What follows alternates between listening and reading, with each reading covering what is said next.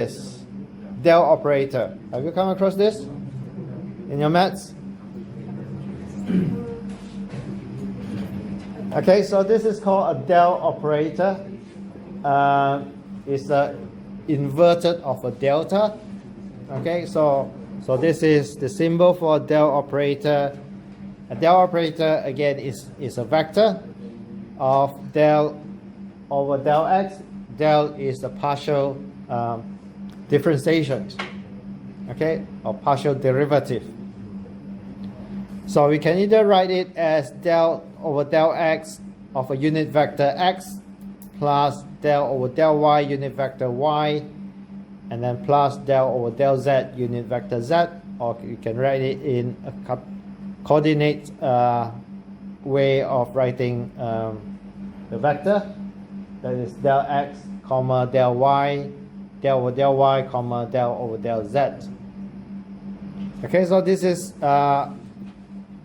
probably new to you. It's called a del operator, and we're going to use this quite a bit in this module. Okay, we're going to look at what they means in a minute.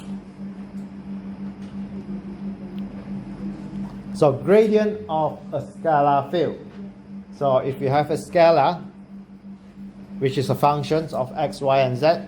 Okay, so again, recall scalar is something that doesn't have directions. So this could be some functions, x squared 2y plus 3z, for example, okay, or anything like that have x, y, and z, but doesn't have direction, so it doesn't have a unit vector in it.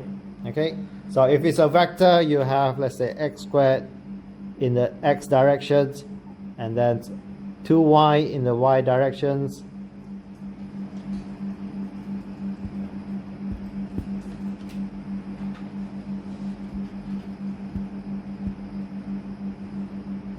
okay, so this is vector, this is scalar.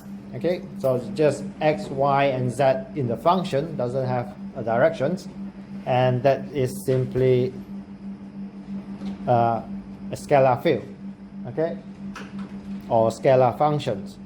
So the gradient of a scalar field can be written as my del operator that we see just now.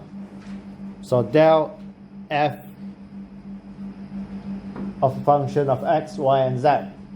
And what that means is this is equals to del f over del z with a vector, unit vector of x, plus del f over del y. So we're doing a partial derivative of a function f with respect to x in the unit vector x directions, and then partial derivative of the function with respect to y in the unit vector y directions, and then partial derivative of z in the z directions. Or again, in our coordinate system way of writing, we can write as df or del f over del z, del f over del y, and then del f over del z. So this is what a gradient is. Okay, so in a way, you can see that it converts a scalar field into a vector field. So we start off with the functions, which is purely scalar, doesn't have directions, but our outcome or our end product of this is a vector. Okay, and it's the first derivative of the function, and then it is a vector, and this is a gradient, what we call a gradient function. Okay, to illustrate that, I'll give you an example here. So if I have a function v is equals to 1 over r, and r is equals to x squared plus y squared plus z square root. Okay, so you can think of this as a three-dimensional coordinate system, x, y, z. This is simply a vector r. And that vector here, r is the magnitude of that vector r, and therefore I have a coordinate here which is x, y, z, And then the magnitude of r is simply equal to x squared plus y squared plus z squared square root. Okay? So that is my r, and my function v is equal to 1 over r. And then taking the gradient of that v, which is the potential, so we're doing partial derivative of del v over del x, so we doing a partial derivative with respect to x. Okay, so we do this here. So my first one for my unit vector, so I have broken it into different components. So I'm doing this here. Okay, so I'm doing del v over del x. That is del over del x of my 1 over r, and my r is equals to x squared plus y squared plus z squared square root. Okay, there are a few ways you can do it. You can either change the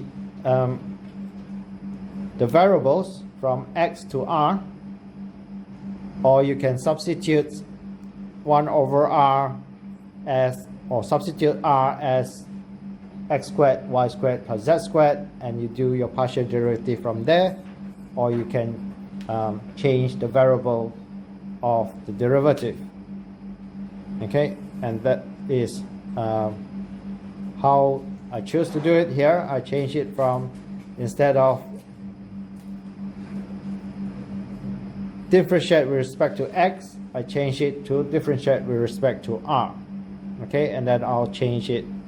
I have to make it or times 1 over r dr or del r over del x. Okay, if I do that and solve this, and this will be my results of my derivative of the unit vector of x. Okay, so the detail of solving this, you can work it out at home and to prove to yourself that that is the case. But what I'm showing you here is that the gradient of my potential for my x directions will be equals to minus unit vector of x, x over r cubed. And if I do the same for this one and this one, then I can work out what is the gradient of my potential. Okay, so you can do one at a time and then just add them up, and that gives you the gradient of the potential, which I've done here. So similarly, if you do the same for this and this, you end up with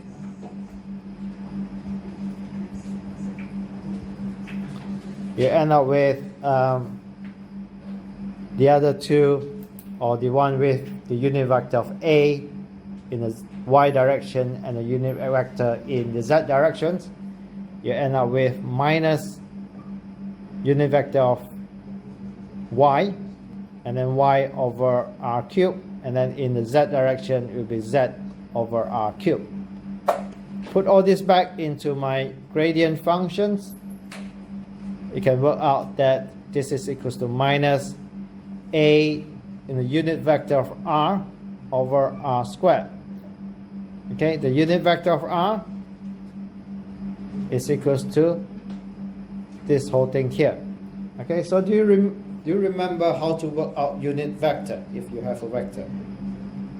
What is a unit vector? So if I have a vector, let's say 2, okay, I do it in your maths term, 2i plus 3j. Let's say I call this my vector x. How do I work out the unit vector of my vector x? Do you remember how to do that? What is unit vector?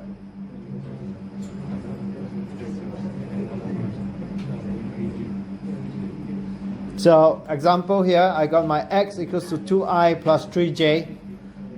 How do I work out the unit vector of x?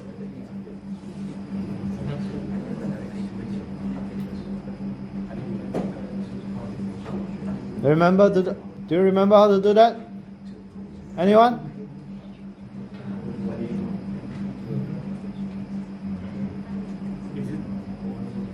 Take the magnitude Okay, you need the magnitude. and then the reciprocal of the magnitude. Okay. So you take the vector divided by the magnitude of the vector. That's your unit vector. Okay. So the unit vector of this, I call it, okay, because it's a vector x. So unit vector of my vector x is equals to the vector x divided by its magnitude. Okay, that is the unit vector. So the unit vector of r, just now we defined that our r is equals to x squared y squared plus z squared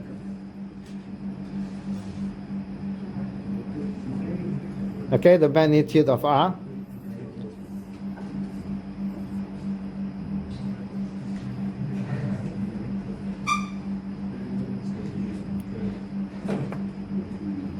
Okay, so just now remember I draw this. I said that this is my vector r, have a coordinate system x, y, and z.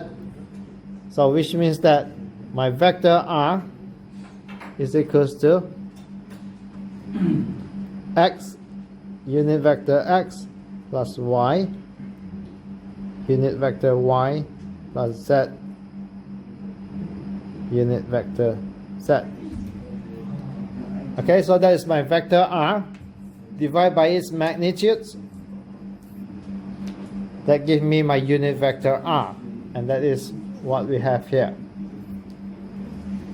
Okay, and that simply equals to x with a unit vector x plus y with a unit vector y plus z with a unit vector z divided by r.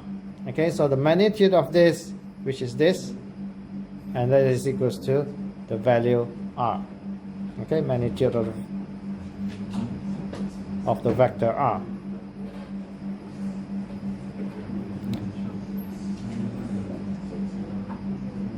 So important point here, okay, gradient of a scalar field give you a vector field. So you start off with a scalar functions, you do a gradient on it, and then you end up with a vector.